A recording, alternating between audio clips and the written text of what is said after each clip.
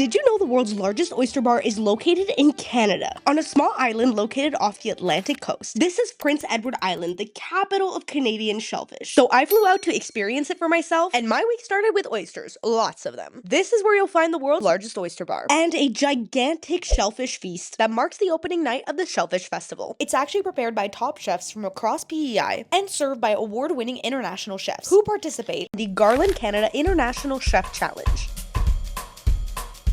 This is a challenge where international award-winning chefs go head-to-head with a $10,000 grand prize on the line. You essentially get to watch a live cooking showdown. The energy is electric, and tensions are high as everybody cheers on their favorite chefs using cowbells. There's 3 rounds that narrow to a 1v1, and this year we were biting our nails in anticipation while we waited for them to announce the official winner. And this year, Elijah Casellas took home the grand prize. And there were tons of other amazing competitions. I had no idea there were so many ways to put a twist on a Caesar. And did you know that there's actual competitions for oyster shucking? People battle it out to see who will be the fastest oyster shucker. And if you think shucking an oyster is easy, you are wrong. For instance, here is me trying to shuck 1 oyster, and in the time it took me to shuck 1 oyster, 3 professional oyster shuckers were able to shuck an oyster. One even did it backwards, which is the harder way. So I don't ever want to hear anybody tell me that I'm bad at shucking an oyster. But I did end up getting it in the end because try, and you will succeed.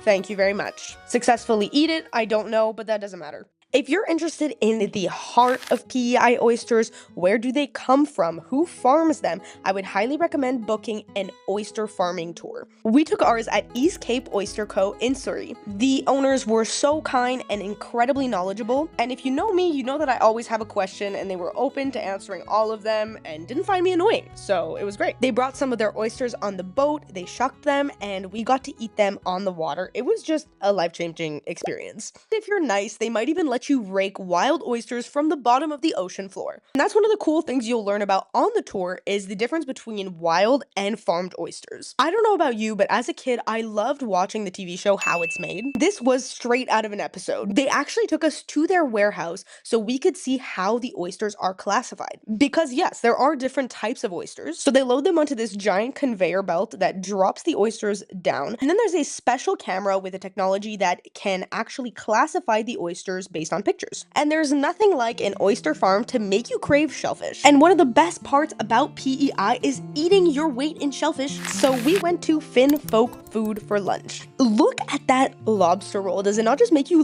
want to have one right now? I'm rewatching this and getting hungry. And one of the life-changing experiences I had at this restaurant was that I had clams with vinegar for the first time. And I'll be honest, I'm not sure I could go back to butter after this. I adored how the acidity just perfectly balanced the butteriness of the clams. Ugh, delicious. But if you want to really get intimate with the clams, I'd highly recommend booking a clamming activity with a local clammer. They'll teach you the best way to harvest clams without disturbing the natural wildlife, and digging down into the sand, you might just reconnect with your inner child.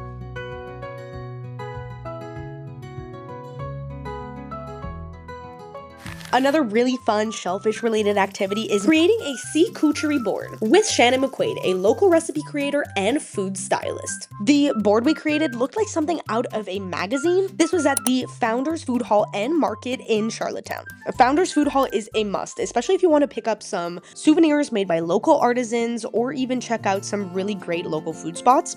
Like this corn and plum dessert that I got from Oh Hey Cafe, which was pleasantly unique and delicious. And speaking of food spots, let's get down to the nitty-gritty. Receiver Coffee Co. is where my mom and I went for coffee every single morning while we were in PEI, and let me tell you, this is where you're gonna go every single morning. It's delicious and so cute. And speaking of adorable spots in PEI, the Landmark Oyster House in Victoria by the Sea is a must. This was my favorite lobster roll that I had on the trip. The restaurant itself was so cozy and warm and inviting, just like the rest of the town. Victoria by the Sea is a perfect day trip from Charlottetown. It has a super cute lighthouse, vintage stores, and a great local chocolate shop. I'd highly recommend getting the dark chocolate shaped like a porcupine. That one was my favorite. But Prince Edward Island has so much good food to offer. We went to the restaurant Pink Crow in Charlottetown, and they have lobster-topped Neapolitan-style wood-fire pizza. I had the lemon butter lobster pasta, and it was exquisite. The grilled shishito peppers are also a must.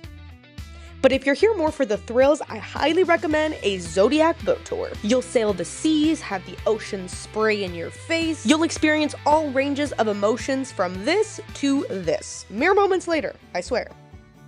So if you're a shellfish lover, I highly recommend putting PEI Shellfish Festival on your bucket list. You might fall in love with oysters so much you get a tattoo of one with people you just met, or that you start looking into waterfront real estate.